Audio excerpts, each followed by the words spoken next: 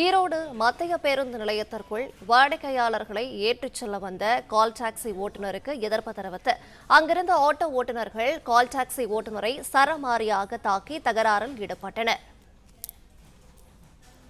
கூடுதல் விவரங்களை செய்தியாளர் ரவி வழங்கிட கேட்கலாம். ரவி, வணக்கம். விவரங்களை சொல்லலாம். வணக்கம். ஈரோடு பேருந்து நிலையத்தில் வாடிக்கையாளர்களை ஏற்றிச் செல்வது தொடர்பாக ஏற்பட்ட தகராறில் கால் டாக்ஸி ஓட்டுநர் மற்றும் ஆட்டோ ஓட்டுநர்கள் ஒருவருக்கொருவர் தாக்கிக் கொள்ளும் காட்சிகள் தற்போது வெளியாகி பரபரப்பை ஏற்படுத்தியுள்ளது.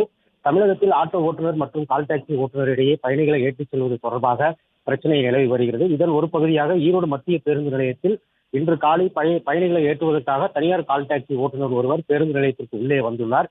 அப்போது ஈரோடு பேருந்து நிலையத்தில் உள்ள ஆட்டோ ஓட்டுநர்கள் தனியார் கால் டாக்ஸி ஓட்டுநர் வாடிக்கையாளரை ஏற்றுவதை பார்த்துள்ளனர். உடனடியாக கால் டாக்ஸி ஓட்டுநரை நோக்கி சென்ற ஆட்டோ ஓட்டுநர்கள் கால் டாக்ஸி ஓட்டுநரிடம் பேருந்து நிலையத்திற்குள் வந்து வாடகையை ஏற்றக்கூடாது என்று தகராறில் ஈடுபட்டுள்ளனர்.